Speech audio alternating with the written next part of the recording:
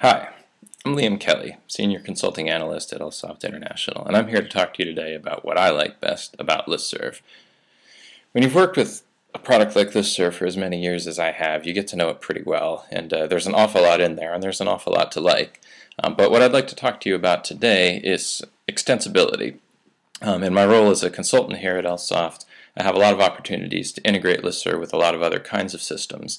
And as a consultant, the last thing that we want to have to tell a customer is, sorry, you just can't do that. Luckily, with LISTSERV, it's pretty infrequent that we have to do that. For instance, if we want to integrate LISTSERV with someone's database system, there's different ways we can do that. LISTSERV has had DBMS-enabled lists for a number of years, so we can back all of our lists with database tables, and by way of querying those tables and updating those tables from some other application directly into the database, we can have our list memberships updated in real time as well. If that's not enough, we can, with LISTSERV's dynamic query features, we can write any arbitrary SQL query that we want to select some subset of any database table in any database that we want, and use that essentially as a sublist for one of our LISTSERV lists.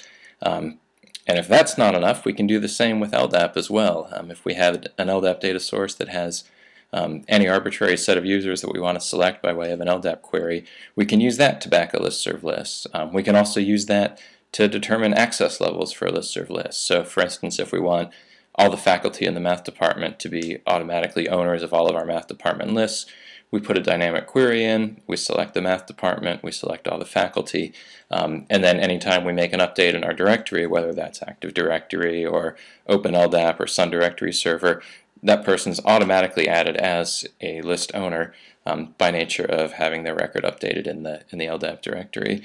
So we never have to touch our LISTSERV list configurations. They could stay the same year after year while our personnel changes, and we never have to update list headers to do that.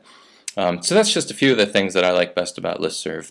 Additionally, we can do things with list exit points where we can have external scripts called when someone wants to join a list or when someone posts a message to the list, and we can use those external scripts to update other data sources, query other data sources, update arbitrary system logs.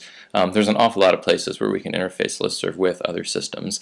In the consulting business, we sometimes joke that LISTSERV can do everything except make coffee. But if your coffee maker's got an IP address, chances are we can probably talk to it. Thank you.